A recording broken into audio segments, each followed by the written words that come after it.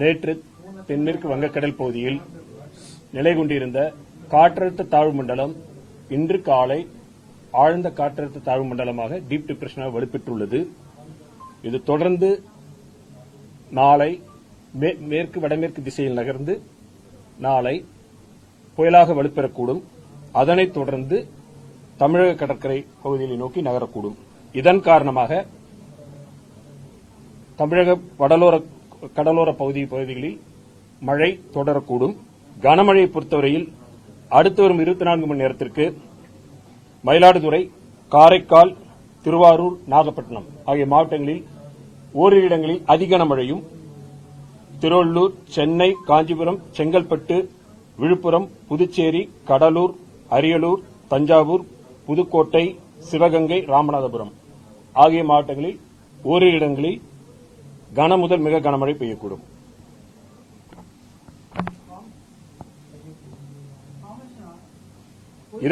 தேதி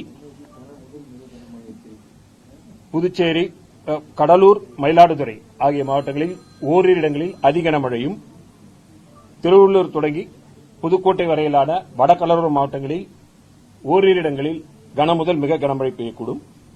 28ஆம் தேதி திருவள்ளூர், சென்னை, காஞ்சிபுரம், செங்கல்பட்டு, விழுப்புரம் மாவட்டங்களில் ஓரிரு இடங்களில் கன முதல் மிக கனமழையும், திருவண்ணாமலை, கள்ளக்குறிச்சி, கடலூர் மாவட்டங்களில் ஓரிரு இடங்களில் கனமழைக்கும் வாய்ப்புள்ளது. 29ஆம் தேதி திருவள்ளூர், சென்னை, காஞ்சிபுரம், செங்கல்பட்டு மாவட்டங்களில் ஓரிரு இடங்களில் கனமழைக்கான வாய்ப்புள்ளது. மீனவர்களுக்கான எச்சரிக்கையை பொறுத்தவரையில் 30ஆம் தேதி வரை மீனவர்கள் குமரிக்கடல், மன்னார் வளைகுடா, தமிழக கடற்கரை ஒட்டியுள்ள பகுதிகள், மத்திய மேற்கு வங்கக்கடல் மற்றும் தென்மேற்கு வங்கக்கடல் பகுதிகளில் சூறாவளி காற்று வீசக்கூடும் என்பதால் இந்த பகுதிகளுக்கு செல்ல வேண்டாம் என்று அறிவுறுத்தப்படுகிறார்கள்.